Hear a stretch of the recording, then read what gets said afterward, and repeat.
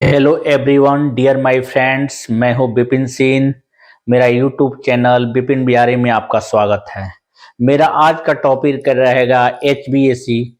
HVAC means होता है heat ventilation and air conditioning. तो हीट वेंटिलेशन क्या होता है, एयर कंडीशनिंग क्या होता है, मैं इसके बारे में बताऊंगा। और मेरे वीडियो ऐसा वीडियो रहेगा जिससे आप जो है वीडियो नहीं देखते हुए भी आपको ईयरफोन के थ्रू अगर सुनेंगे और सुन के आप समझ सकते हैं।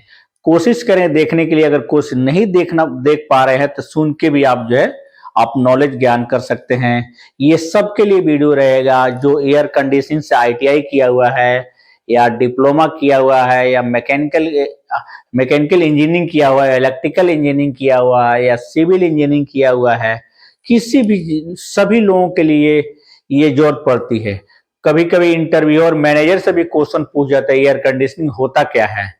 इसलिए पूछना चाहता है कि आप टेक्निकली साउंड में स्ट्रांग हो कि नहीं हो, टेक्निकली साउंड आपका कितनी अच्छी है वो समझना चाहता है इंटरव्यूअर। इसलिए आपसे क्वेश्चन पूछ सकता है। शिफ्ट इंजीनियर हैं या टेक्नीशियन है, ये सबसे क्वेश्चन पूछा सकता है। ये नहीं हो सकता कि आपने इस स्टेट से इलेक्ट्रिकल इंजीनियरिंग किया है तो आपसे एयर कंडीशनिंग से क्वेश्चन नहीं पूछा जा सकता, लेकिन कभी कभी पूछा भी जा सकता। अगर वो इस फील्ड में एयर कंडीशनिंग में उसको नॉलेज है या वो जानना चाहता है, उसे नॉलेज नहीं है, तब भी आपसे क्वेश्चन पूछ सकता है कि इनको कितना कहाँ तक पता है और बेसिक चीजें मालूम है कि नहीं है और टेक्निकल साउंड है कि नहीं है, इसके बारे में पता करना चाहता है इंटरव्यू। तो मैं आपको एचवीएसी के बारे में बताने जा रहा हूँ। HVAC और इसके साथ में आर भी लगा रहता है। आर फॉर रेफ्रिजरेटर होता है, H for heating,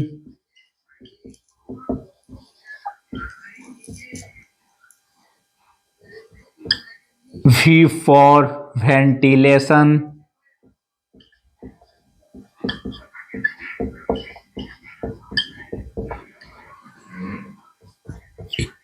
A for air conditioning, A for air, C for air conditioning. दोनों मिलकर आपको एयर कंडीशनिंग हुए। R for refrigeration. देखिए मेरे फ्रेंड्स, मैंने लिख दिया बोर्ड पे, व्हाइट बोर्ड पे। तो एच फॉर हीटिंग होता है, वी फॉर वेंटिलेशन होता है, A for air, C for conditioning and AC मिलकर आपको एयर कंडीशनिंग हुआ। एक एसी इलेक्ट्रिकल में होता है, इलेक्ट्रिकल में अल्टरनेटिव करंट के बारे में मैं नहीं बताऊंगा, मैं एयर कंडीशनिंग के बारे में बताऊंगा। तो आपको ध्यान देना होगा कि एयर कंडीशनिंग होता क्या है, हीट वेंटिलेशन होता क्या है। तो हीटिंग हीटिंग आपको हीटिंग के बहुत सारे सोर्स होते हैं। जैसे आपको इलेक्ट्रिसिटी यानी एलिमेंट के थ्रू हीटिंग का सोर्स ले सकते हैं, या ऑयल के थ्रू हीटिंग का सोर्स ले सकते हैं, या हीटिंग के साथ ब्लोअर चलता है उससे भी आपको सोर्स मिल सकता है। तो ये हीटिंग हुआ। और वेंटिलेशन का मतलब होता है एग्जॉस्ट फैन। बहुत सारे बिल्डिंग में जो होते हैं सर, जैसे बिल्डिंग मल्टी स्टोरी बिल्डिंग होती है उसमें कोई विंडो नहीं होता। तो विंडो में कहीं अगर आग लग जाती है या कुछ स्मोक आ जाता है तो उसको एडजस्ट करने के लिए वेंटिलेशन फैन लगाया जाता है। और बिल्डिंग में, बल्कि बेसमेंट में पार्किंग होता है, पार्किंग में तो कोई एयर आने आना जाने का रास्ता नहीं होता, वहां भी वेंटिलेशन फैन लगाया जाता है जिससे एयर को एडजस्ट किया जा सकता है, एयर की सप्लाई दिया जा सके, जिससे आपको कोई दिक्कत और परेशानी ना हो, ना फ्यूम्स हो या सांस लेने में प्रॉब्लम ना हो, इरिटेशन नहीं हो। तो वो वेंटिलेशन का यूज किया जाता है। एसी एसी मीन्स होता है एयर कंडीशनिंग। तो एयर कंडीशनिंग, आपको एयर कंडीशनिंग बोलते हैं उसको, एयर कंडीशन मैंने लिखा हुआ था, एयर कंडीशनिंग होता है। तो एयर कंडीशनिंग का मतलब इसके दो चार चीजें कंपोनेंट होते हैं जिसको कंट्रोल करता है। तो कंट्रोल करने का ये चीजें आपको जो होता है, फर्स्ट जो है टेम्परेचर कंट्रोल किया जाता है इससे, एयर कंडीशनिंग से।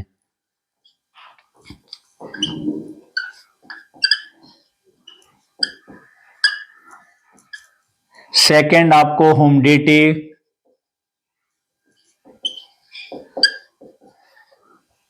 थर्ड आपको एयर क्लीनिंग या फिल्टर। फोर्थ आपको एयर सर्कुलेशन।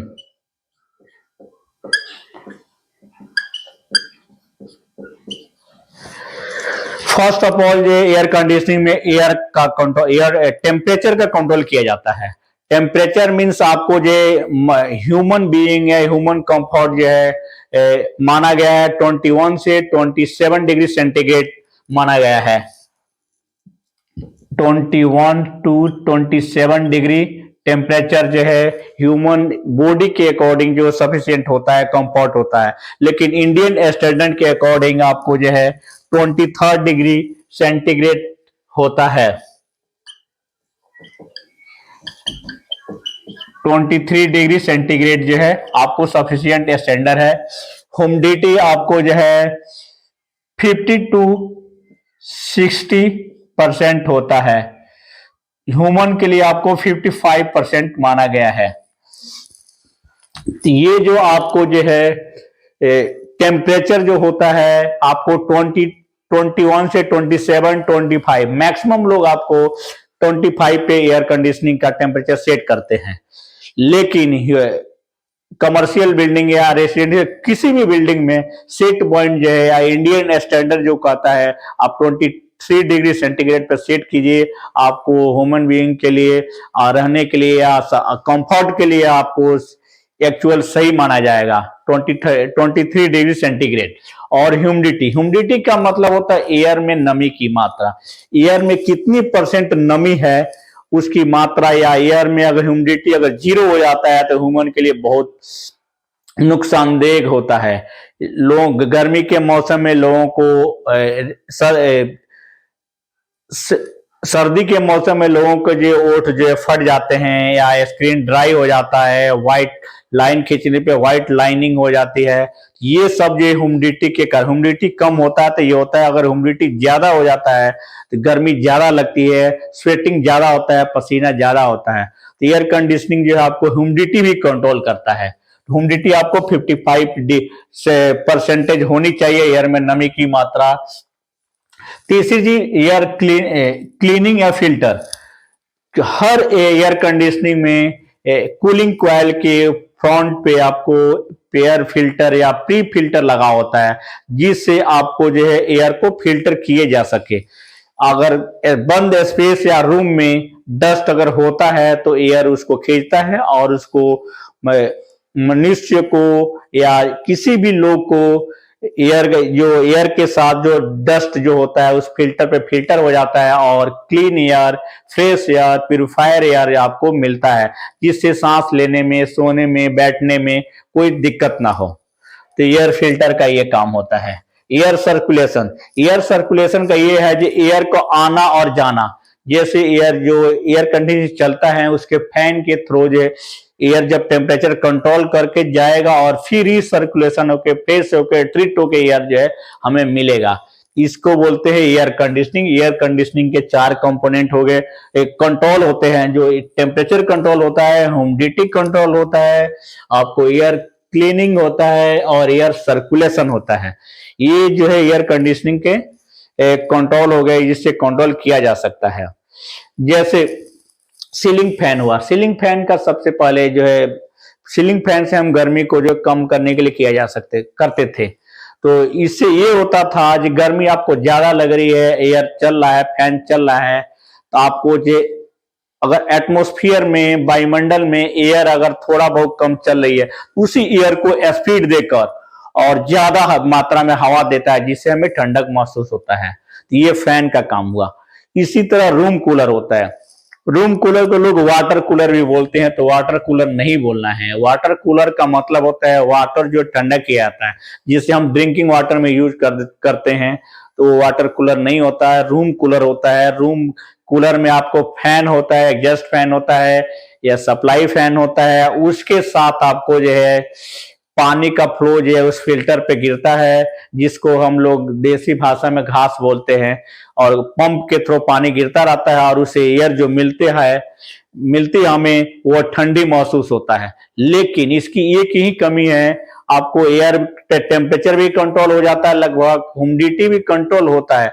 अगर ज्यादा ह्यूमिडिटी हो जाता है, आपको जो है एयर की नमी की मात्रा बढ़ जाती है और उससे पसीना ड्राई नहीं होता और गर्मी खत्म नहीं हो पाता। तो हम लोग क्या करते हैं, पानी की मोटर को बंद कर देते हैं कूलर का, और उसको सिर्फ ओनली फॉर फैन चलाते हैं, जिससे आपको जो है ह्यूमिडिटी कंट्रोल किया जा सकता है। तो ये आपको रूम कूलर और फैन के बारे में बता दिया।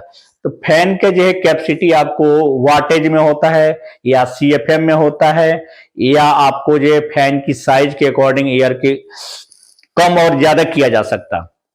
कम ज्यादा का मतलब आपको 12 इंच, 6 इंच, 18 इंच, 24 इंच तक फैन होता है, सीलिंग फैन, या आपको टेबल फैन होता है, छोटे फैन होते हैं।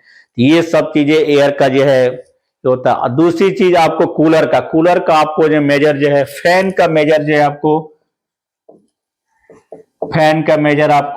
फैन ब्लेड के साइज के अकॉर्डिंग होता है, वाटेज में होता है। दूसरी आपको रूम कूलर की कैपेसिटी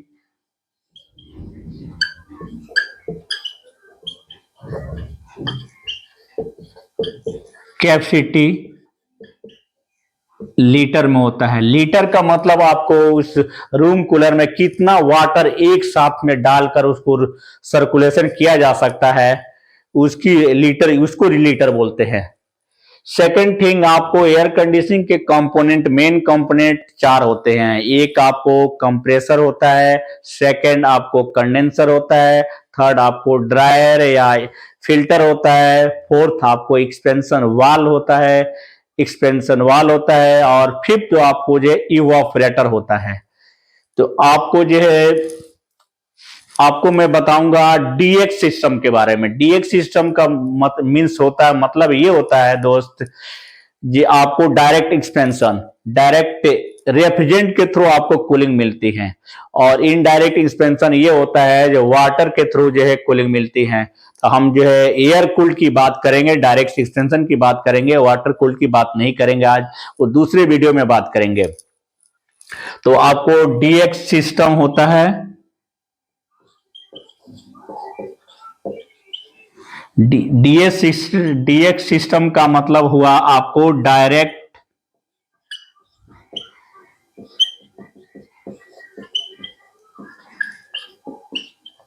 एक्सपेंशन होता है।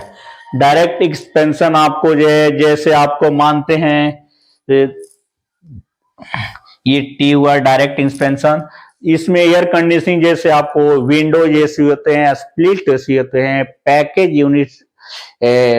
यूनिट एसी होते हैं, आपको टावर एसी होते हैं, बहुत कैसेट एसी होते हैं, बहुत सारे एसी होती है। सिर्फ एक ही, जैसे आपको विंडोज एसी, फर्स्ट आपको विंडो एसी,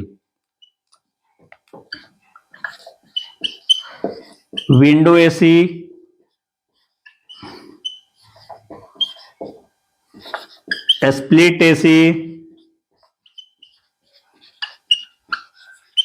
पैकेज एसी,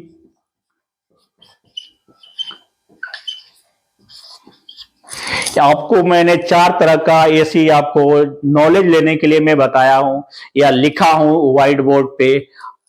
तो ये आपको फर्स्ट विंडोज एसी होता है, सेकंड स्प्लिट एसी होता है, थर्ड आपको जो है पैकेज एसी, उसके बाद कैसेट एसी, बहुत सारे एसी एयर कंडीशनिंग होता है। सिर्फ विंडो एसी में एक ही साथ आपको इंडोर और आउटडोर सभी लोग जानते होंगे, मैक्सिमम लोग जानते हैं एयर कंडीशनिंग में ये इंडोर और आउटडोर क्या होता है। लेकिन विंडोज एसी में ये इंडोर और आउटडोर एक साथ में हो, विंडो में लगा होता है, रूम के विंडोज में लगा होता है। विंडो मीन्स होता है आपको खिड़की, उसमें लगाया जाता है, इसको यूज किया जाता है। जैसे आपको क्वाइल होता है, किसी भी चीज का एयर कंडीशनिंग का कूलिंग क्वाइल या इवेपोरेटर क्वाइल आपको इस कंडीशन में होता है।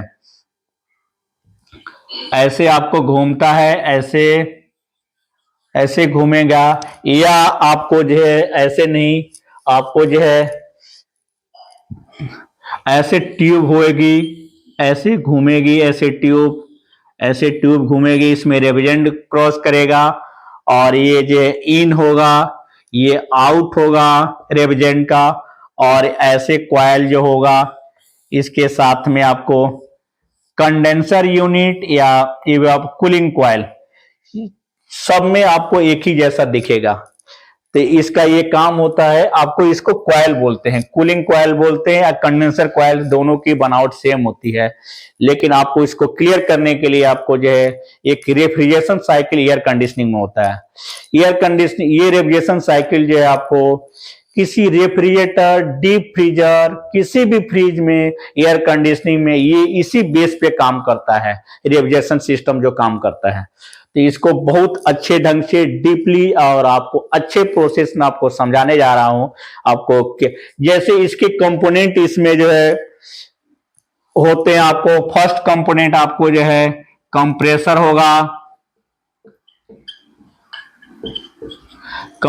होगा, सेकंड आपको जो है कंडेंसर, थर्ड आपको जो है ड्रायर, मीन्स आपको फिल्टर का भी काम करता है ये। फोर्थ आपको एक्सपेंशन वाल होता है या कैपिलरी ट्यूब भी लगते हैं। फिफ्थ आपको जो है इवापोरेटर होता है,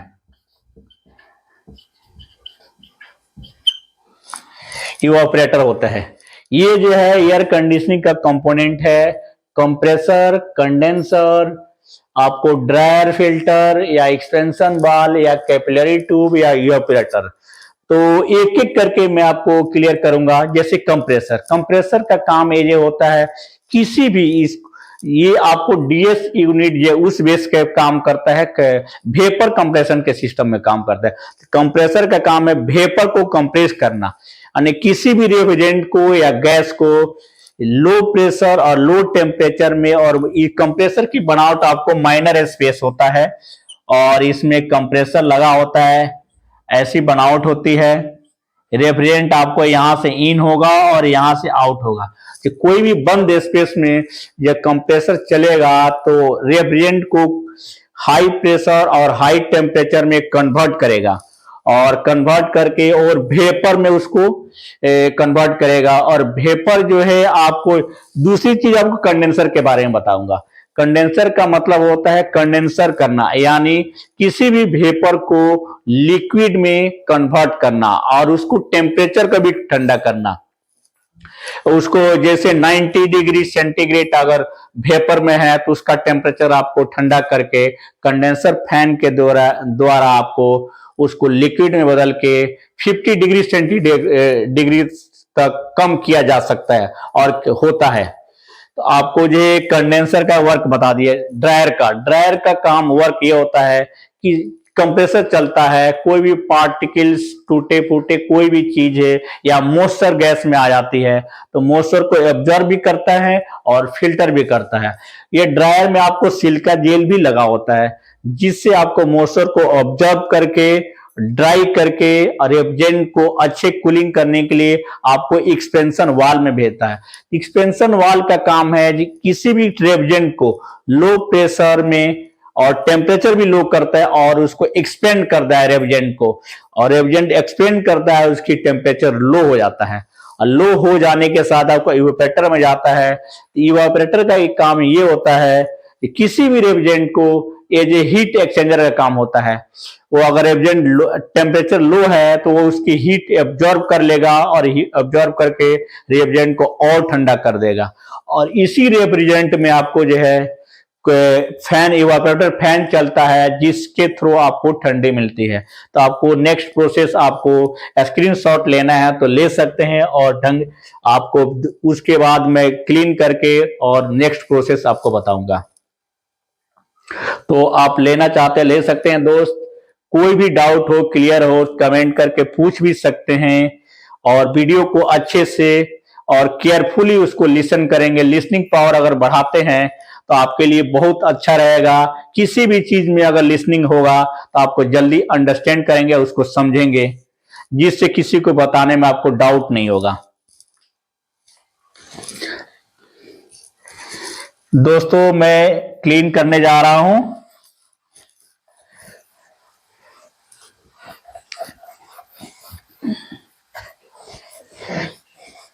मैं जो है ये 4 कंपोनेंट मैंने 5 कंपोनेंट जो बताया था उसकी रेफ्रिजरेशन साइकिल में बताऊंगा।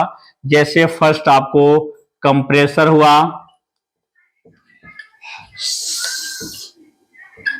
ये कंप्रेसर हुआ फर्स्ट।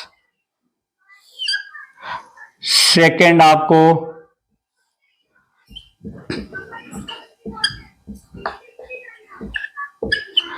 कंडेंसर हुआ, उसके बाद ड्रायर या फिल्टर,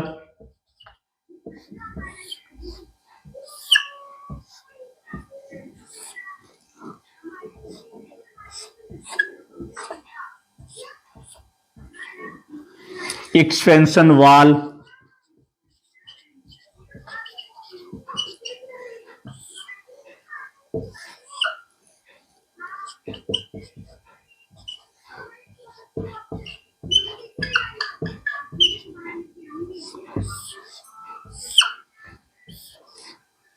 ये आपको रेफ्रिजरेंट ऐसे इसको एरो में डायरेक्ट कर रहा हूं जिससे इस डायरेक्शन आपको क्लियर हो जाए कैसे कैसे रेफ्रिजरेंट ये आपको काम करते हैं और किस वे में जाता है, ये आपको क्लियर हो गया।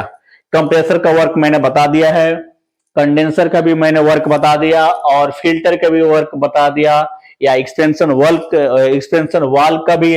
एक्सटेंशन वाल्व कहीं कहीं छोटे यूनिट में आपको जो है यहाँ पे कैपिलरी ट्यूब होता है, इसके बदले आपको मैंने बताया था कैपिलरी ट्यूब होता है, इसको भी यूज यहीं पे करते हैं। एवापोरेटर हो गया, कंडेंसर हो गया। देखिए एयर कंडीशनिंग में सभी लोग जानते हैं ये आपको इंडोर और आउटडोर होता है।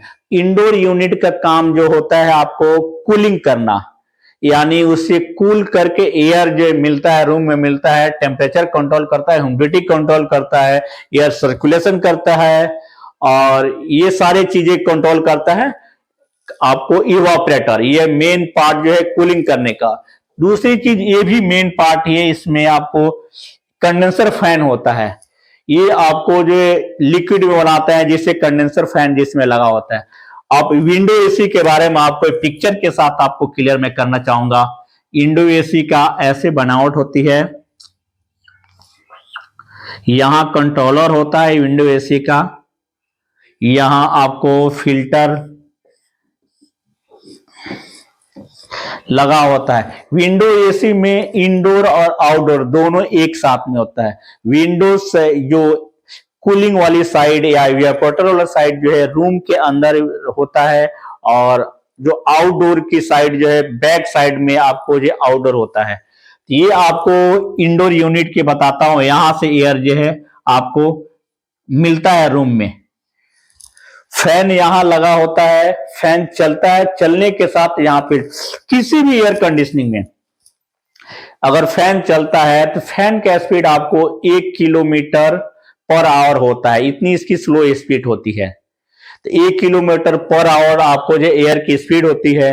अगर चलता है इसका फैन, इवापोरेटर फैन, आपको जो है डायरेक्ट एयर आपको डायरेक्ट मिलता नहीं है। आपको एयर जब चलेगा, फैन चलेगा, चलने के साथ आपको जो है पहले यहां से एयर आपको यहां दे रहा है, यहां से एयर मिलेगा, मिलने के साथ रूम में एयर जो है आएगा, आने के साथ जो है कूलिंग एयर जाता है, यानी कोल्ड एयर जो रूम में आ जाता है तो हॉट एयर जो कहीं निकलने की कोशिश करता है तो रूम जो है बंद होता है, स्पेस प्रूफ होता है, विंडो बंद होते हैं तभी आपके रूम का टेम्परेचर मेंटेन होगा। तो उस मेंटेन करने के लिए ये जो एयर का वॉल्यूम जब बढ़ेगा तो बढ़ने के साथ कहीं ना कहीं जाएगा, ये आपको फिल्टर के थ्रू जाएगा। फिल्टर के थ्रू जाएगा तो आपको डस्ट होगा रूम में या कोई भी वायरस होंगे, इसके थ्रू जाकर आपको फिर एयर मिलेगा, आपको ठंडी मिलेगी। तो एसी का डेफिनेशन आपको समझाना चाहूंगा। एसी का डेफिनेशन ये होता है किसी बंद स्पेस में भौतिक तथा रासायनिक प्रक्रिया जो बार बार एयर का सर्कुलेशन, जिसको आपको बताया था जो एयर का सर्कुलेशन क्या होता है, जो सर्कुलेशन पूरा होता है, ये जो एयर कंडीशनिंग कहलाती है। इसमें कंट्रोल आपको बताया था, आपको टेम्परेचर कंट्रोल, ह्यूमिडिटी कंट्रोल और एयर सर्कुलेशन, ये सारे चीजें आपको एयर कंडीशनिंग को मेंटेन करता है। तो आपको विंडो एसी आपको इंडोर और आउटडोर दोनों एक साथ में होता है, लेकिन बाकी जितने भी एसी हैं सबका इंडोर यूनिट रूम के अंदर होता है और आउटडोर यूनिट जो है रूम के बाहर होता है। स्प्लिट एसी है, आपको जो है ऐसे आपकी बनावट होगी, आप गूगल में भी देख सकते हो, मैं आपको बनाकर समझा दे रहा हूं। जैसे इसके ऊपर साइड में आपको कॉइल होते हैं, कूलिंग कॉइल होते हैं, कूलिंग कॉइल होता है, यहाँ ब्लोअर लगा होता है। जब एयर चलता है, जब खींचता आपको जो है डायरेक्शन इसकी अपोजिट होता है। अगर ऐसे एयर खींचेगा आपको सीधा, आपको जो है फैन पे यहाँ फिल्टर लगा होता है, फिल्टर के थ्रू आपको एयर मिलेगा। इस किसी भी एयर कंडीशनिंग में आपको डायरेक्ट एयर नहीं मिलेगा, पहले फिल्टर पर टकराएगा फिर आपको कूलिंग करके एयर मिलेगा। आपको एयर में जो ह्यूमिडिटी कंट्रोल होता कैसे है इसके बारे में बताऊंगा। ह्यूमिडिटी का मतलब होता है एयर में नमी की मात्रा। नमी की मात्रा आपको ज्यादा हो जाता है, 100% हो जाता है तो आपको बादल छाया रहता है, बारिश होने लगती है। अगर कम होता है सर्दी के मौसम में तो लोगों को ओठ फटने लगता है, या कहीं भी बॉडी के किसी भी पर लाइनिंग खींचते हैं तो आपको व्हाइट सा लाइन खींच जाता है, जो ड्राइनेस की पहचान है आपकी। तो ये चीजें आपको जो ह्यूमिडिटी कंट्रोल करता है, कैसे कंट्रोल करता है मैं आपको बताऊंगा। अगर एयर में अगर ह्यूमिडिटी ज्यादा रहेगा तो आपको किसी भी एयर कंडीशन में ड्रेन पॉइंट रहता है, आपको जब एयर में ह्यूमिडिटी रहेगा तो इस पे कूलिंग कॉइल पे टकराएगा और उसको स्वेटिंग बन के और पानी बन के वह जो है ड्रेन के साथ चला जाएगा। तो ये एयर कंडीशनिंग का ह्यूमिडिटी ऐसे कंट्रोल होता है। तो बहुत लोग ये जानते हैं एयर एसी जो है पानी बनाता है, तो पानी नहीं, पानी एसी से निकलता है, बहुत लोग समझते हैं, लेकिन एसी से पानी निकलता नहीं है। गैस वो लीक प्रूफ होता है और गैस बाहर नहीं निकलता, गैस कूलिंग करता है। सिर्फ सिर्फ जो ह्यूमिडिटी जो होता है, ह्यूमिडिटी के कारण जो है एयर कंडीशनिंग पानी बनाता है। अगर कोई खुल ओपन रूम में या ओपन साइड में आपको एयर कंडीशन चलाया जाएगा, जितनी हॉट एयर आएगा उसके ऊपर और ज्यादा से ज्यादा पानी बनाएगा, इससे भी पानी बनाता है। तो आपको स्प्लिट एसी, विंडोज एसी का ये बनावट रहा, आपको स्प्लिट एसी ये रहा।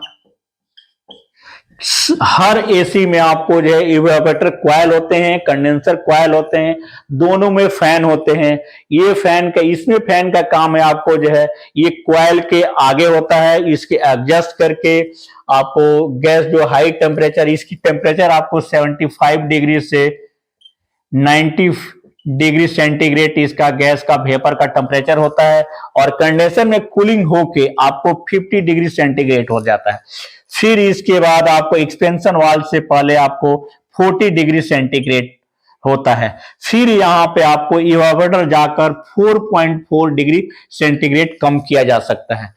उसके बाद आपको जो है लास्ट में आपको 15 डिग्री सेंटीग्रेड कंप्रेसर में जाने तक, और ये जो यहां तक 10 degree centigrade according to load के अकॉर्डिंग इसका टेम्परेचर कोई भी रेफ्रिजरेंट हो, जैसे R22 हो गया या R134A हो गया या R32 हो गया, कोई भी रेफ्रिजरेंट, एक कमर्शियल नाम है, एक केमिकल नाम उसका अलग से होता है, जो डाइक्लोरोफ्लोरोमीथेन बोलते हैं या फ्लोरोमीथेन बोलते हैं, ये रेफ्रिजरेंट के नाम होते हैं। लेकिन कमर्शियल नाम जो है रेफ्रिजरेंट 22, रेफ्रिजरेंट आपको 32, ये सब मानते हैं। आपको कोई भी गैस रहेगा टेम्परेचर सेम रहेगा, लेकिन उसकी प्रेशर जो अलग अलग होगा अकॉर्डिंग टू रेफ्रिजरेंट, या उसका प्रेशर अलग अलग एटमॉस्फेयर के अनुसार आपको माना जाता है। उसको हम जो है नापते हैं PSI में। जैसे रेफ्रिजरेंट R22 है, इसकी LP जो है 65 टू 75 PSI माना जाता है। अगर गैस कम हो तो बहुत सारे एसीओ में आइसिंग का प्रॉब्लम होता है। आइसिंग के प्रॉब्लम को सॉल्व करने के लिए बहुत लोगों को दिक्कत ये होती है जो आइस जो है आपको एसी का गैस निकल गया है तो आइस हो गया, ऐसा नहीं है। अगर टेक्निकल लोग हैं उस चीजों को देखते हैं, ऑब्जर्व करते हैं कि क्या हो सकता है। आप घर में आपको किसी भी एयर कंडीशनिंग में फिल्टर लगा होता है, अगर फिल्टर आपको डर्टी है और पूरा डर्टी हो गया, अगर एयर नहीं मिल रहा है इवापोरेटर फैन से और एयर नहीं जा पा रहा है तो आपको इवापोरेटर फैन जल भी सकता है, और नहीं अगर जलता है तो आपको एयर नहीं मिलेगा तो कंप्रेसर तो अपना काम करेगा कूलिंग करना, लेकिन इस पे जो है इस कॉइल पे कूलिंग कॉइल पे आइस जम सकता है। ये रीजन ये भी है। दूसरी चीज, आपको इवापोरेटर फैन जल गया, फूक गया, बंद हो गया, नहीं चल रहा है, तब भी आपको आइसिंग होगी। तीसरी चीज, आपको गैस कम हो सकता है तब भी आइस होगी। तो एयर कंडीशनिंग के बारे में लगभग मैंने समझा दिया है, बेसिक चीजें समझाया है, जिससे आपको टेक्निकल साउंड में स्ट्रांग हो जाएंगे और क्लियर कर पाएंगे एयर कंडीशनिंग होता है। दुनिया के कोई भी एयर कंडीशनिंग या रेफ्रिजरेटर में सेम प्रोसेस यही होता है, लेकिन जो एयर कंडीशनिंग का मतलब है मनुष्य को ठंडक लेते हैं, लेकिन ये जो है और रेफ्रिजरेटर जो है खाने वाली चीज या फूड इंडस्ट्री में रेफ्रिजरेटर का यूज किया जाता है, जिससे ये प्रोसेस सबका सेम ही होता है, उसकी टेम्परेचर आपको अलग अलग किया जा सकता है, लेकिन कंपोनेंट सारे सब एक ही होते हैं। तो एयर कंडीशनिंग के बारे में आपको नॉलेज करना है और अच्छे से नॉलेज करना है तो आपको उसके आगे भी मैं वीडियो बनाऊंगा और ढंग से बनाऊंगा। तो एक एक चीज ये जो है आपको डायरेक्ट एक्सपेंशन के बारे में बता दिया, एयर कूल्ड का ये है, आपको वाटर कूल्ड के बारे में भी बताऊंगा।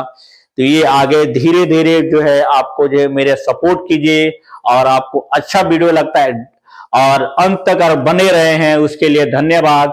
और दूसरा वीडियो जो मेरा होगा, आपको जो है वीडियो का टॉपिक आपको रहेगा, वीडियो का टॉपिक रहेगा आपको इलेक्ट्रिकल सिस्टम में रहेगा, क्योंकि मैं आप लोगों को मैं चाहता हूं कि हर वीडियो हर डिपार्टमेंट से आपको बताए। बेसिक चीजें मैं शुरू किया हूं, जैसे एचपीएससी के बेसिक बता दिया, फिर इलेक्ट्रिकल का बताऊंगा, फिर फायर का बताऊंगा, और बहुत सारी चीजें हैं जो बिल्डिंग मेंटेनेंस में होते हैं। तो इलेक्ट्रिकल में मैं बताऊंगा एसएलडी, एसएलडी आपको जो है डोमेस्टिक में भी बताऊंगा और कमर्शियल, दोनों कंपैरिजन के साथ जो है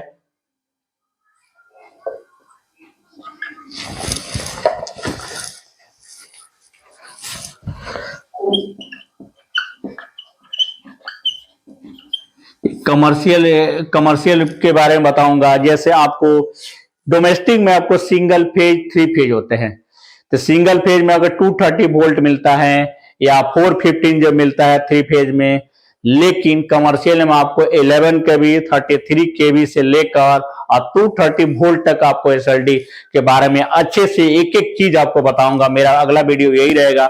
आप मुझे अंत में बने रहने के लिए आपको धन्यवाद, और मेरे वीडियो को लाइक शेयर और सब्सक्राइब कीजिए। जो भी मैं नया वीडियो बनाऊंगा तो आप तक फर्स्ट टाइम आपको पहले पहुंचेगा, और उसको देखेंगे, आपको नॉलेज लेंगे और अपने फ्रेंड को भी शेयर करेंगे, जिससे उनको भी, अगर आपको लगता है अपने फ्रेंड के बारे में अच्छा सोच रहे हो, वो भी नॉलेज लेके और आगे बढ़े और सपोर्ट करे किसी और को भी, और अपने वो भी छोटे को भी सपोर्ट करे। तो आपको सब्सक्राइब करना ना भूलें। जय हिंद, जय भारत।